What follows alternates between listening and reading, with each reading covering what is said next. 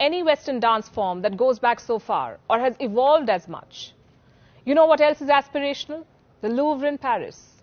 One photo of it on our Instagram and we have arrived. But India's National Gallery of Modern Art, which has one of the richest collections of contemporary arts, gets just 30,000 visitors a year. The Louvre in Paris gets 2.5 million visitors every year. The Tate in London has an annual footfall of 4 million. What explains this gap? Is it India's disinterest in everything Indian or the obsession with everything Western? Do we still blame Macaulay for this? Or our failure to invest in our culture? The reasons are multiple and the result is clear.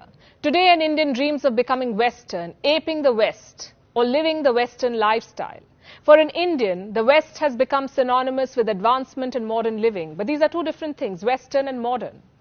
If only we could cure this 75-year-old colonial hangover, if only we could look through what Macaulay wanted us to learn, if only we could reconnect with our heritage, we would realize that it's us, the Indians, who have always been ahead of our times.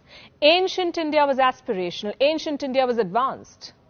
Meet Bodhayana. He lived in 800 BC. He calculated what the world knows today as the Pythagoras theorem.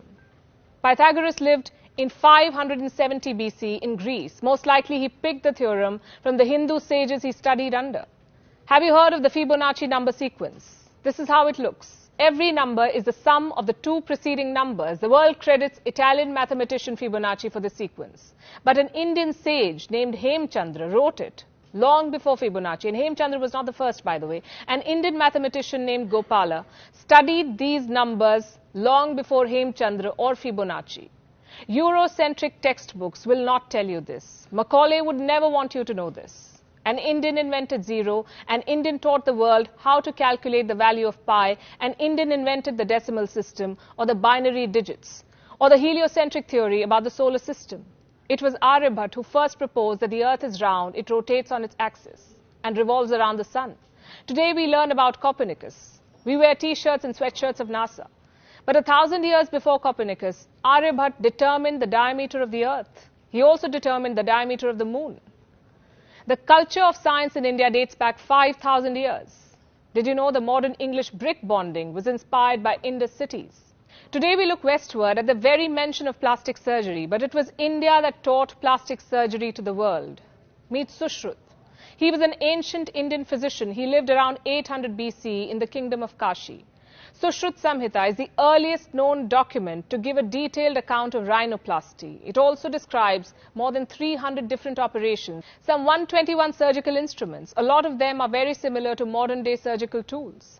Sushruta would use herbs before an operation to prevent sepsis. He would also carry out cataract removal. This was in 800 BCE. Today we have lost out on this rich legacy because of our indifference to Indian heritage. And the West has time and again played it to its advantage. In the early 1990s, two American researchers staked a claim to the US Patent and Trademark Office. They said they discovered the healing properties of turmeric or haldi. These researchers were given the patent in 1995. Now here's what's funny. Indian households have been using turmeric paste on wounds for ages, but somehow we never filed a patent. Around the same time, a US company applied for another patent. This was about using neem as a pesticide. Again, something Indian farmers have known for ages.